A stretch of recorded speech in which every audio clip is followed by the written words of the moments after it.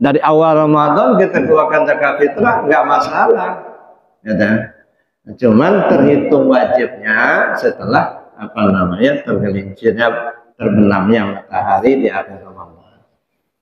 Zakat fitrah itu kepada siapa? Untuk semua, ya, semua yang ada, ya, bahkan bayi yang baru lahir pun malam takbiran lahir, orang tuanya wajib bayarkan zakat fitrahnya. Nah, jadi makanya kalau kita pahami, kalau zakat mal itu tebusan harta, kalau zakat fitrah tebusan jiwa, tebusan diri. Tapi pengertian yang perlu kita pahami apa? Mengeluarkan, menyerahkan. Ya, menyerahkan yang milik kita, kan hak kita itu. Diserahkan kepada siapa? Diserahkan kepada mustahik. Siapa itu mustahik? Yang berhak menerima. Kalau dalam zakat kan kita kenal asnaf 8 gitu. Ya, nama shadaqatul lil fuqara dan seterusnya lah. Ya. Artinya kita memberikan hak kita kepada orang yang berhak menerima. Nah, itu kalau zakat fitrah kan beras itu, karena itu makanan pokok. Nah, kenapa disebut makanan pokok? Gitu ya, karena itulah makanan yang sehari-hari kita makan. Nah, yang pokok di kita apa? Nah, yang pokok di kita ini kan nyawa.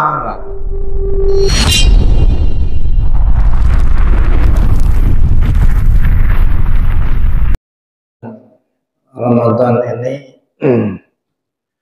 kita diingatkan dengan satu hadis. Kata Rasulullah SAW dalam hadis qudsi. Ini hadis qudsi, Allah berfirman, as-sawmu li wa ana ajzi bihi. Kalau diterjemahkan dengan bahasa sederhana, puasa itu untukku dan aku yang membalasnya. Tapi maksudnya as-sawmu li wa ana ajzi bihi, puasa itu untuk menuju aku.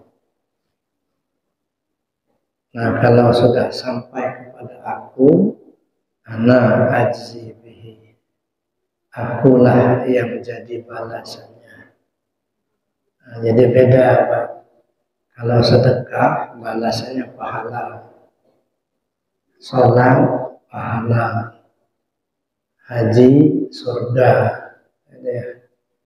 Kan al-hajjul mabrur laisa lahul jazaa illal jannah. Haji yang mabrur balasannya surga.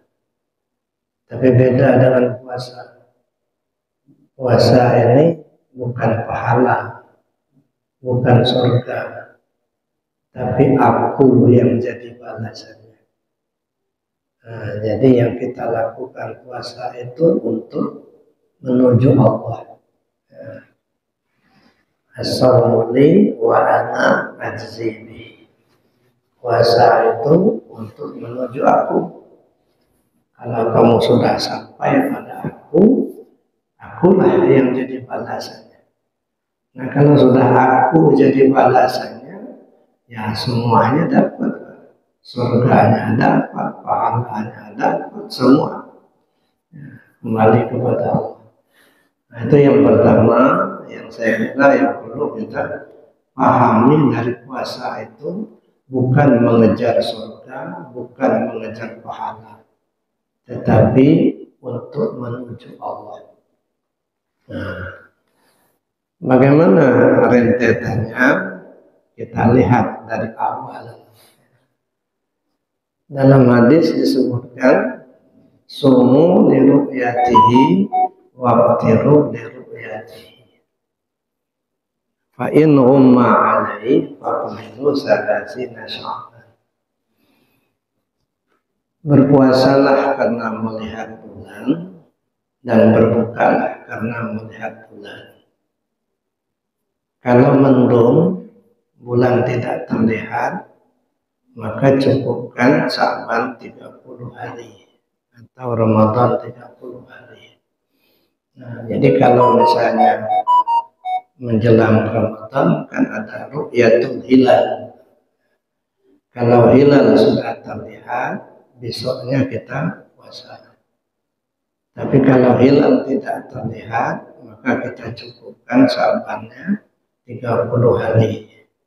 Sehingga puasanya lusanya. Begitu juga kalau Ramadan. Tanggal 29 Ramadan, ru'yatul hilal. Nah, kalau hilal terlihat, besok Lebaran. Tapi kalau hilal tidak terlihat, maka kita cukupkan Ramadan 30 hari. Itu pedoman. Adapun nanti bagaimana pengertian ru'yatul hilalnya, ada yang menggunakan hisab, ada yang menggunakan ru'yah langsung, ada itu pemahaman masing-masing. Tapi yang intinya itu adalah ru'yatul hilal. Jadi makanya kalau di pengertian syariat, ya, jadi ada tim yang ditugaskan oleh pemerintah untuk ru'yatul hilal, baik menjelang Ramadan maupun mau keluar dari Ramadan. Tetapi pengertian secara ma'rifat atau secara hakikat, apa sih yang dimaksud ru'yatul hilal? Kita berpatokan dari awal, patokannya puasa menuju Allah, itu patokannya. Jadi as-shaumu li wa ana ajzi bihi. Nah, karena patokannya itu untuk menuju Allah, maka kita pahami apa yang dimaksud ru'yatul hilal, anak bulan. Kan ru'yatul hilal kan anak bulan. Kalau secara fikihnya, ya betul-betul hilal sudah terlihat. Jadi cahaya bulan ya, yang sudah terlihat. Bulannya belum kelihatan, tapi cahayanya atau hilal. Mana bulan? Secara ma'rifat, ya, bulan itu adalah ru'yatul hilal, melihat, menyadari, sadar kita bahwa kita ini ada. Sadar kita bahwa kita ini hidup, ya. Sadar kita kalau kita ini punya kuasa, punya kehendak, punya basar, melihat, punya pendengaran. Ini namanya mulai menyadari. Dalam bahasa fikih namanya dewasa. Kalau sudah mulai dewasa, kalau sudah dewasa, sudah mulai ada kesadaran, tahu kita dengan diri kita, ya secara fikihnya, maka mulailah berpuasa. Nah, mulai berpuasa itu apa? Mulai menahan. Apa yang ditahan? Keakuan diri. Nah, mulai kita menahan. Aku yang kuasa, aku yang hidup, aku yang tahu, aku yang melihat. Nah, keakuan ini mulailah kita belajar menahannya. Setelah kita belajar menahan keakuan diri kita, nah nanti akan sampai saatnya yang disebut dengan Lailatul Qadar. Lailatul Qadar. Apa itu Lailatul Qadar? Pengertian yang umum, Lailatul Qadar itu adalah satu malam di mana Allah memberikan ya ketetapan kepada hambanya, di mana ketetapan itu ya, akan membawa hamba itu menjadi lebih baik. Inna anzalnahu fi lailatul qadar. Sesungguhnya kami telah turunkan Al-Quran itu pada malam Al-Qadar. Wa ma adraka ma lailatul qadar. Tahukah kalian Lailatul Qadar itu apa? Lailatul Qadri khairun min alfi syahr. Lailatul Qadar itu lebih baik daripada 1000 bulan. Kita bayangkan saja kalau 1000 bulan terangnya kayak apa. 1 bulan aja itu itu terangnya meliputi dunia ini. Ini 1000 bulan, 1000 biji bulan. Jadi malam itu lebih baik daripada 1000 bulan. Artinya apa? Lebih terang. Pada malam itu, pada malam Al-Qadar itu lebih terang daripada 1000 bulan. Lailatul Qadri khairum min alfi syahrin. Nah, kalau sudah ketemu itu, tanazzalul malaikatu waruh. Para malaikat pun berdatangan, turun. Dipimpin oleh Jibril alaihissalam. Dan mereka menjalankan tugasnya masing-masing. Salamun hiya hatta matla'il fajar. Selamat sejahtera malam itu sampai terbit fajar. Nah, mari kita lihat Bapak Ibu, kalau secara fikih ya kita disuruh atau disunahkan untuk melaksanakan ibadah yang intensif di malam Al-Qadar. Mana malam Al-Qadar? Malam Al-Qadar itu nggak ditentukan, Pak. Ya.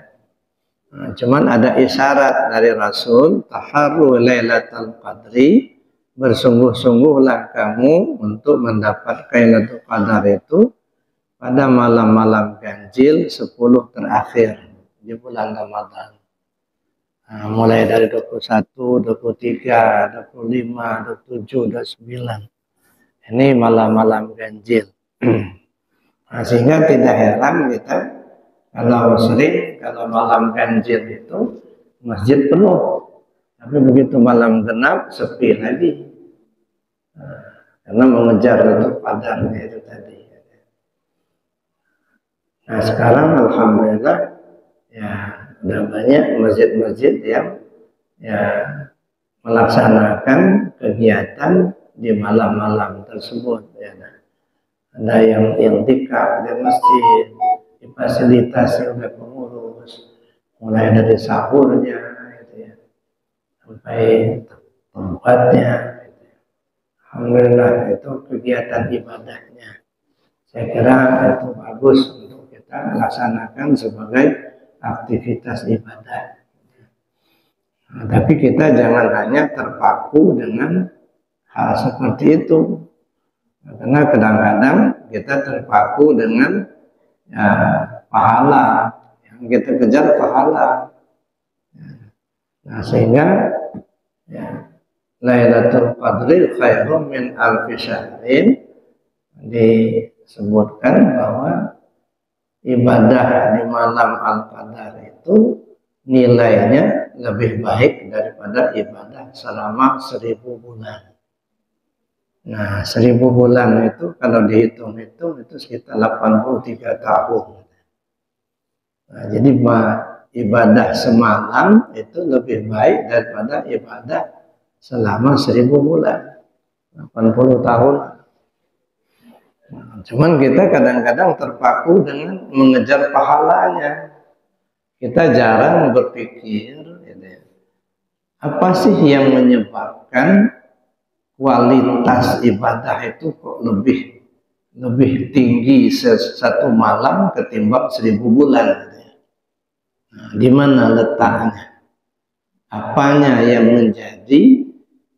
menjadikan kualitasnya lebih baik, sehingga nilai semalam itu lebih baik daripada 1000 bulan. Nah, kita nggak bisa terpaku hanya ini pahala saja, saya kira nggak itu tujuannya, gitu ya.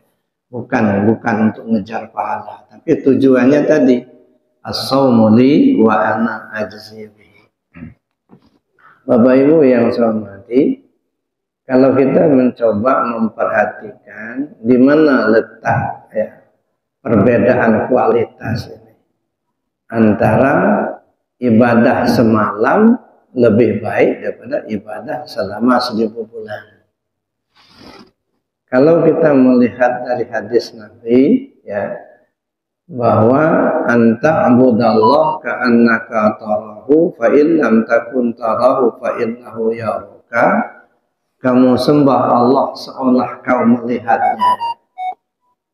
Kalaupun kau belum bisa seperti itu, paling tidak kau yakini kau dilihatnya. Nah, jadi ada dua pola ibadah. Ada pola ibadah seolah melihat Allah, ada pola ibadah seolah dilihat Allah. Nah, ini yang disebut dengan pola ibadahnya orang arif billah, seolah melihat Allah. Jadi ibadahnya orang arif billah merasa seolah melihat Allah.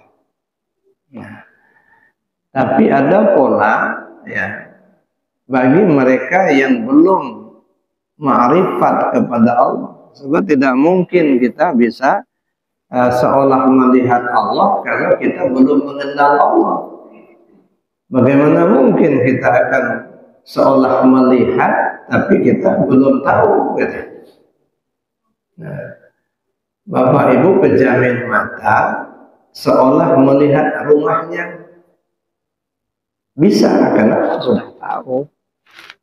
Pejamin mata seolah melihat rumah di kampung kita di Jawa sana bisa. Kenapa? Karena memang sudah tahu. Jadi nggak bisa seolah melihat itu kalau memang belum tahu, belum ma'rifat. Nah, bagi yang belum ma'rifat kepada Allah, maka ada pola yang kedua, ya, seolah dilihat. Nah, merasa dilihat Allah, merasa diperhatikan Allah. Ngomong kita merasa didengar Allah, berbuat kita merasa dilihat Allah. Ini namanya muraqabah. Nah, ini pola ibadah abidillah. Jadi ada pola ibadah arif billah, ada pola ibadah abidillah. Dua. Jadi polanya ada pola arif, pola abid. Pola arif billah mereka yang sudah ma'rifat kepada Allah. Tapi ada orang yang belum ma'rifat kepada Allah tapi rajin ibadah. Sholat rajin, puasa rajin, baca Quran rajin, tahajudnya rajin. Nah, ini orang abid. Nah, cuman dia nggak ma'rifat kepada Allah, nggak mengenal Allah, belum tahu dia dengan Allah. Yang dia tahu Allah itu Tuhan. Di mana dia? Nah, ini nggak terpaham. Makanya kadang-kadang kita ingat Allah itu sebenarnya yang kita ingat itu apanya gitu. Namanya, apa ayat-ayatnya, apa sifatnya, atau apanya. Nah, makanya ingat Allah itu kadang-kadang cuma hanya ya gitulah, ingat Allah itu. Apa yang kita ingat kita nggak menjurus ke situ gitu. Nah, cobalah kita renungkan. Kita sholat ingat Allah. Apanya Allah yang kita ingat? Nah, ada lagi ungkapan orang tasawuf. Kalau kamu masih mengingat Allah, tanda nggak ingat. Kapan kamu ingat Allah? Ketika kamu nggak mengingat Allah. Kalau masih mengingat Allah, tanda nggak ingat. Ketika kamu tidak mengingat Allah, itu tanda sudah ingat. Nah, makanya ini kita tunjukkan dulu pola ibadah. Jadi pola ibadah arif billah dan pola ibadahnya abidillah. Nilainya beda. Pola ibadahnya arif billah semalam banding 1000 bulan. Nah, jadi kalau ibadahnya orang abid bisa dikerjakan selama 1000 bulan, orang arif cukup semalam saja. Nah, itu beda. Jadi di mana letak kualitasnya itu di ma'rifatnya. Ma'rifatnya kepada Allah. Ada yang lebih keras lagi, Pak, bukan 1000 bulan. Tafakkur sa'atan khairum min sholati alfi sanah. Tafakkur tafakur sesaat bagi orang arif billah itu lebih baik daripada sholat selama 1000 tahun. Masya Allah, bukan 1000 bulan lagi, Pak. Tafakur saatan khairum min sholati alfi sanah. Tafakur sesaat bagi orang arif billah itu lebih baik daripada sholat selama 1000 tahun. Bukan 1000 bulan, Pak. 1000 tahun. Kenapa? Karena orang arif menuju Allah. Orang arif menuju surga. Al-abid sayyarun ilal jannah wal arif tayyarun ilal qurbah. Orang abid ibarat jalan kaki menuju surga, makanya lama. Tapi orang arif terbang menuju Allah. Dia nggak mikirin surga lagi, enggak. Dia nggak mikirin pahala, enggak. Ya. Yang ditujunya Allah. Ya. Kita bukan beribadah supaya dapat pahala, bukan beribadah supaya masuk surga, enggak. Yang kita tuju Allah. Ya, makanya kualitas ibadahnya beda. Al-abid sayyarun ilal jannah wal arif tayyarun ilal qurbah. Orang abid jalan kaki menuju surga, orang arif terbang menuju Allah. Nah, di sini letak beda kualitasnya tadi. Makanya Lailatul Qadri khairum min alfi syahr. Lailatul Qadar itu lebih baik daripada 1000 bulan. Ibadahnya orang arif lebih baik daripada ibadahnya orang abid. Nah, lalu kita lihat lagi, Bapak Ibu yang saya hormati. Inna anzalnahu fi Lailatul Qadar. Kami turunkan Al-Quran itu di malam Al-Qadar. Yang diturunkan apa? Al-Quran. Al-Quran itu wahyu Allah, petunjuk buat kita. Al-Quran kan petunjuk, hudan linnas. Nah, jadi artinya yang turun itu petunjuk. Ya. Petunjuk untuk apa? Lailatul Qadar, Lailah malam. Ketika kita bicara malam, malam itu gelap, Pak. Ya. Gelap itu apa? Bodoh, nggak ngerti. Itu gelap. Zulmah, kegelapan. Nah, jadi Lailatul Qadar, Lailah itu malam. Ketika kita nggak tahu, ketika masih bodoh, ketika belum mengenal Allah, itu Lailah. Al-Qadar, lalu turun petunjuk dari Allah. Mau hati kita belajar ketuhanan, mau hati kita untuk belajar ibadah. Makanya ada tingkatan syariat fikihnya. Yang tadi tidak pernah sholat menjadi sholat, yang tadinya tidak pernah puasa menjadi laksanakan puasa. Ini tingkatan syariat petunjuk. Maka dia akan mengalami kebaikan yang lebih daripada sebelumnya. Itu tingkat yang pertama, ya. Yang tadinya tidak pernah sholat lalu dia mau sholat, yang tadinya tidak pernah berzikir mau melaksanakan zikir. Nah, nanti tingkatan naik lagi. Ya, naik lagi ke tingkat tarekat.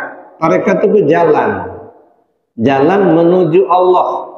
Ya, yang tadinya tidak pernah mau mengkaji ilmu tasawuf, mau dia mengkaji ilmu tasawuf. Yang tadinya tidak pernah mengamalkan zikir, tarekat, mau dia belajar tarekat, mengamalkan tarekat. Itu mulai peningkatan. Kalau tadi cuma hanya syariatnya saja. Nah, petunjuk, Allah beri petunjuk sehingga dia mau meningkatkan kualitas ibadahnya. Ya. Nah, setelah dia mendapat petunjuk, mau belajar zikir, mau dia mengkaji ilmu ketuhanan, gitu ya. Adalah peningkatan selanjutnya di tingkat hakikat, tahu isi.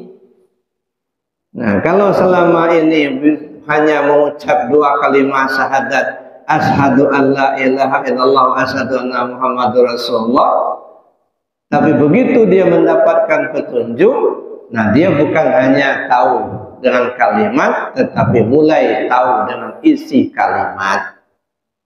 Nah, memahami isi kalimat. Apa sih yang dimaksud dengan aku bersaksi tidak ada Tuhan selain Allah? Aku bersaksi Muhammad utusan Allah. Nah, aku bersaksi, yang bersaksi itu siapa? Aku yang mana? Aku tubuh, aku ruh, aku rahasia. Aku yang mana? Nah, menempatkan akunya ini nggak bisa kalau nggak tahu dulu isi, Pak. Ini orang ma'rifat.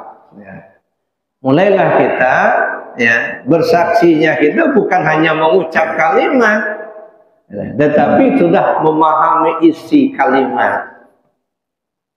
Jadi walaupun tidak mengatakan asyhadu an la ilaha illallah wa asyhadu anna muhammadar rasulullah, dia tetap bersaksi terus. Gitu. Fa inna ma tuwallu fasama wajhullah. Kemanapun kau menghadap, di situ wajah Allah. Yang dipandangnya yang lain, tetapi terlihat adanya Allah. Jadi ketika kita memandang sesuatu, ya, kita melihat adanya Allah. Itu mulai tahulah kita dengan isi kalimat tadi. Nah, lalu dapat lagi petunjuk berikutnya, ya, meningkat. Bukan hanya sekedar tahu isi, tapi tahu cara memakai isi itu. Ini yang saya katakan, ya, yang sering saya sebut itu hidup yang akan dipakai, mati yang akan ditompang. Mana pakaian hidup, mana tompangan mati. Nah, itu mencari isi. Jadi bukan hanya sekedar tahu mengucap kalimatnya, tapi sudah tahu isi. Bukan hanya sekedar tahu isi, tapi sudah tahu cara memakainya. Nah, ini makanya kualitas ibadahnya meningkat, Bapak Ibu. Jadi bukan kita berlomba-lomba saja untuk meningkatkan ibadah secara syariatnya saja, itu ya tetap kita laksanakan karena itu ibadah. Tapi pemahaman kita untuk meningkatkan kualitas ibadah bukan hanya meningkatkan kuantitas, tapi meningkatkan kualitas. Nah, meningkatkan kualitas tentu sampai kepada tingkat arif billah tadi. Nah, itu yang malam itu artinya kegelapan. Kegelapan itu artinya nggak tahu. Begitu kita nggak tahu, dalam posisi belum tahu, datanglah al-qadar, petunjuk daripada Allah. Nah, setelah petunjuk itu datang, maka kita menjadi ma'rifat, mengenal Allah. Nah, kalau sudah kita mengenal Allah, ya, Lailatul Qadar khairum min alfi syahrin tadi, maka ibadah yang kita lakukan jauh lebih berkualitas daripada ibadah sebelumnya. Ya, artinya kita melaksanakan ibadah masih, ya, dalam tingkat abid, ya, begitu kita masuk ke tingkat arif, nah, kualitasnya jauh lebih baik. Makanya bandingannya semalam banding 1000 bulan.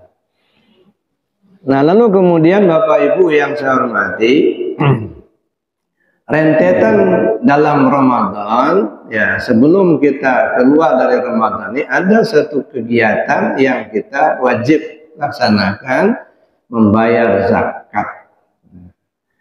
Nah, kalau bayar zakat itu kan ada zakat mal, ada zakat fitrah. Kalau zakat mal itu hitung-hitungan daripada usaha kita. Kalau zakat fitrah itu untuk diri kita. Jadi setiap orang, ya, wajib bayarkan zakat fitrah. Ya, zakat fitrah itu kita keluarkan, ya, sebelum habis masa Ramadan. Kalau misalnya sudah khatib naik mimbar berkeluarkan, itu tidak terbayar zakat fitrah, zakat sedekah biasa saja. Makanya zakat fitrah ini ya disebutkan wajib itu setelah tergelincir setelah terbenam matahari di akhir Ramadan sampai menjelang khatib naik mimbar. Itu wajib. Artinya nggak mesti dikeluarkan itu gitu. Nah, jadi jangan dipahami itu waktu yang afdol, Pak. Bukan maksudnya waktu yang afdol, waktu mepet. Sudah mepet waktunya. Artinya kewajiban itu mulai setelah terbenamnya matahari pada akhir Ramadan sampai menjelang khatib naik mimbar. Itu waktu mepet, itu wajib dikeluarkan. Nah, bagaimana kalau dikeluarkan sebelum terbenam matahari akhir Ramadan? Boleh. Dari awal Ramadan kita keluarkan zakat fitrah, nggak masalah. Ya, cuman terhitung wajibnya setelah tergelincirnya terbenamnya matahari di akhir Ramadan. Zakat fitrah itu kepada siapa? Untuk semua. Ya, semua yang ada, ya bahkan bayi yang baru lahir pun malam takbiran lahir, orang tuanya wajib bayarkan zakat fitrahnya. Nah, jadi makanya kalau kita pahami, kalau zakat mal itu tebusan harta, kalau zakat fitrah tebusan jiwa, tebusan diri. Tapi pengertian yang perlu kita pahami apa? Mengeluarkan, menyerahkan. Ya, menyerahkan yang milik kita, kan hak kita itu. Ya. Diserahkan kepada siapa? Diserahkan kepada mustahik. Siapa itu mustahik? Yang berhak menerima. Kalau dalam zakat kan kita kenal asnaf 8 gitu. Ya. Nama shadaqatul lil fuqara dan seterusnya lah. Ya. Artinya kita memberikan hak kita kepada orang yang berhak menerima. Jadi kalau zakat fitrah kan beras itu, karena itu makanan pokok. Nah, kenapa disebut makanan pokok? Gitu ya, karena itulah makanan yang sehari-hari kita makan. Nah, yang pokok di kita apa? Nah, yang pokok di kita ini kan nyawa, Pak. Ya, nyawa kita itu yang pokok. Dengan adanya nyawa, maka timbullah kodrat, timbullah iradat, timbullah had, sama, basor, kalam. Nah, yang pokok. Nah, yang diserahkan itu apa? Yang diserahkan itu apa yang Allah berikan kepada kita, serahkan kembali kepada yang berhak menerima. Yang berhak menerima, yang punya. Yang punya siapa? Ya Allah, katanya. Maka kembalikanlah kepada Allah. Kalau dalam bahasa tasawufnya, la hayyun, la alimun, la sami'un, la basirun, la qadirun, la muridun, la mutakallimun bilha illallah. Itu bahasanya, kalimatnya. Nah, tapi artinya apa? Kita sadari betul bahwa apa yang ada pada kita ini sebenarnya bukan milik kita. Gitu. Hayat milik Allah, berikan kepada Allah. Sama milik Allah, basar milik Allah, kodrat iradat milik Allah, kalam milik Allah. Nah, serahkan semuanya kepada Allah. Nah, jadi setelah kita tadi mendapat petunjuk di Lailatul Qadar, kemudian menjelang Lebaran kita bayarkan zakat fitrah, artinya kita serahkan apa yang menjadi milik kita tadi, yang kita anggap milik kita tadi, kita serahkan karena ternyata bukan punya kita. Wa anfiqu mimma razaqnakum min qabli an ya'tiya ahadakumul maut. Infakkan apa yang telah Allah berikan kepadamu sebelum ajalmu datang. Nah, apa yang diberikan Allah pada kita? Jadi infak itu bukan hanya duit, Pak. Apa yang sudah Allah berikan kepadamu, serahkan kembali. Wa anfiqu mimma razaqnakum. Infakkan apa yang sudah kami berikan kepadamu sebelum ajalmu datang, kata. Makanya yang pokok tadi, nyawa kita milik Allah, ya. Kemudian kodrat iradat kita milik Allah. Kita ini kadang-kadang kan ngaku-ngaku sendiri, Pak. Bapak Ibu punya ruh nggak? Ada kan ruhnya? Tapi kalau ditanya, ruhnya dari mana dapat? Ternyata bukan punya kita. Ruh itu punya Allah, bukan punya kita. Ya, ketika aku telah sempurnakan ciptaanku, kata Allah, "Anafakhtu fihi min ruhi." Aku tiupkan ruhku. Jadi yang ditiupkan itu ruhku, ruhnya Allah, bukan ruhnya kita. Jadi yang Bapak Ibu punya itu sebenarnya bukan punya Bapak, punya Allah. Nah, makanya serahkan. Nah, setelah kita serahkan dalam artian bayar zakat tadi, ya, serahkan kepada Allah apa yang tadinya kita ngaku-ngaku punya kita, lalu kita berikan kepada Allah. Akhirnya Idul Fitri. Idul Fitri itu apa? Kembali fitrah. Fitrah manusia itu apa? Dari Allah pulang kepada Allah. Fitrah manusia nggak ada. Itu fitrah manusia nggak ada. Yang ada Allah. Barulah disebut Idul Fitri. Kembali fitrah. Fitrahnya apa? Suci. Suci apa? Allah yang maha suci. Jadi kita sudah nggak ada, yang ada hanya Allah. Maka disebutlah Idul Fitri, kembali kepada Allah. Nah, ini perjalanan. Nah, kalau sudah kembali kepada Allah, namanya kita sudah ya kembali. Ya, maka sumu liruyati, waqtiru liruyati. Puasa melihat bulan, berbuka melihat bulan. Artinya berbuka melihat bulan itu apa? Setelah kita paham, setelah kita ma'rifat kepada Allah, maka bebas. Bebas itu apa? Bebas kita dari pengakuan diri. Ya, jadi kita tidak ada lagi ngaku-ngaku itu.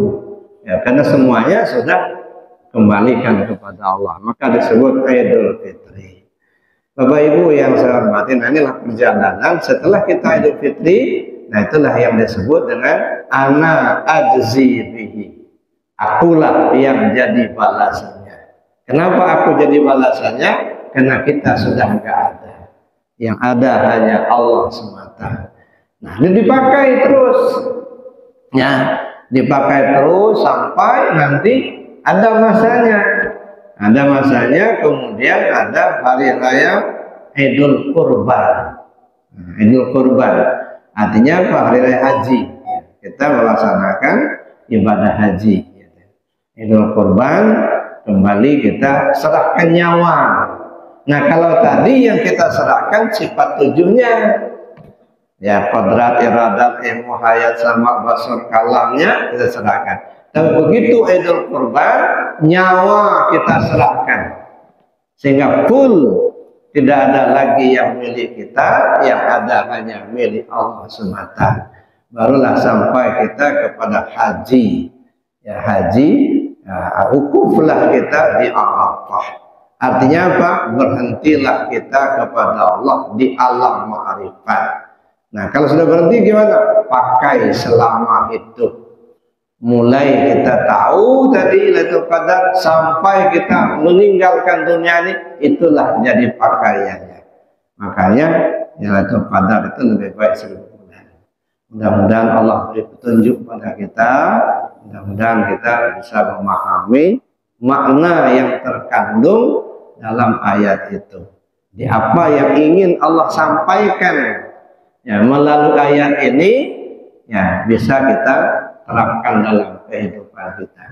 Jadi bukan hanya sekedar kita baca-baca ayatnya, bukan hanya sekedar kita melaksanakan ibadah ritualnya, tetapi kita pahami makna yang terkandung di dalamnya untuk meningkatkan kualitas ibadah kita, sehingga semalam lebih baik daripada 1000 bulan.